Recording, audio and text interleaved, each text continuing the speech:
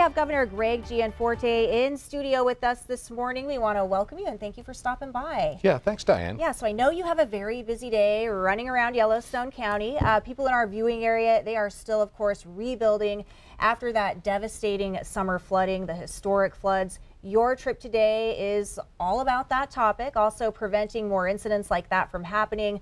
What are you here to do today? Yeah, so we're here to advocate for an aspect of our budget because it's better to prevent disaster than to deal with the consequences. So Larry Brewster, representative from Billings here, has proposed a fund that's part of our budget to do mitigation on potential problems. And there's a canal here in Yellowstone County. It's 120 years old.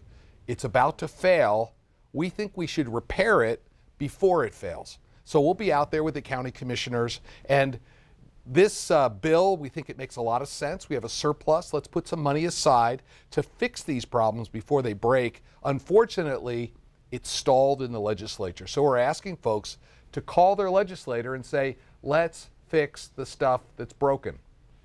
All right, and did you bring your mud boots for this? Because you're going to the irrigation canal. I do. I have my muck boots. Okay, yeah. okay, very good. Want to make sure that the governor is prepared for his big day. Yeah. All right, so switching gears, your budget proposal includes tax cuts that will help many Montanans.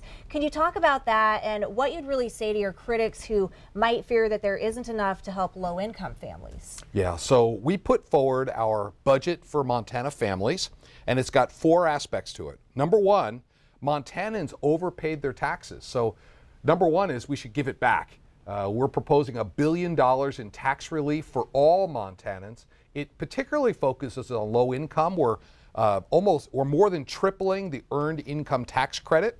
Just in Yellowstone County, our income tax relief will provide about $45 million back to Montanans in permanent relief. So number one is give it back.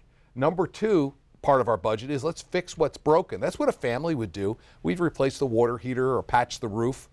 We need to fix our prison system. We need to fix mental health. So we proposed $300 million to bring back community-based mental health. We're saving for a rainy day, and then we still had money left over. So we're proposing to pay off all the state debt. We'll be debt-free here in 23. Okay, a lot of stuff there with the budget.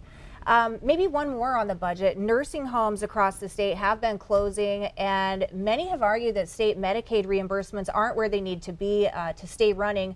What's being done to keep those facilities open? Yeah, having a place for our seniors in our community is one of the top issues across Montana. That's why we propose in our budget a historic increase in reimbursement rates for senior centers so we can keep those open. I need the legislature to approve that proposal. I would ask you to call your legislator and encourage them to do so.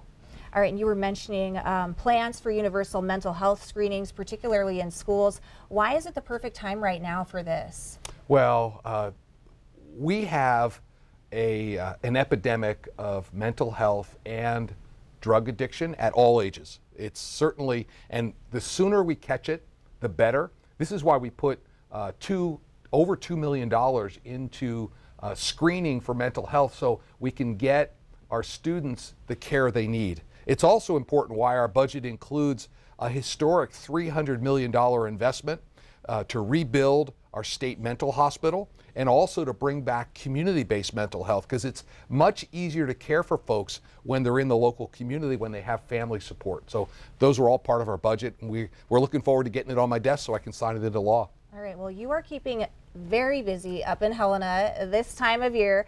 I know that you have encouraged a lot of red tape bills, and how many of those have gone forward? And I also know that transmittal is coming up, so this is an extremely busy week. It is. So we went through every line of every regulation in every agency, and I just kudos to the Lieutenant Governor who really led this effort.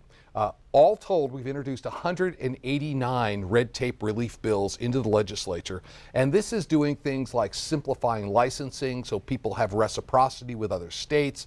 It's consolidating the code where it was confusing. Many of them are already on their way to my desk. So the whole goal of red tape relief is to make government work for the people, remove the friction, particularly for small business on Main Street. And I've already signed a bunch of them into law, and there's more coming my way. All right, well, I know that you're headed back to Helena. after your tour of going out to the irrigation ditch. So we wish you well travels and a great tour in Billings today. Thank you, Diane.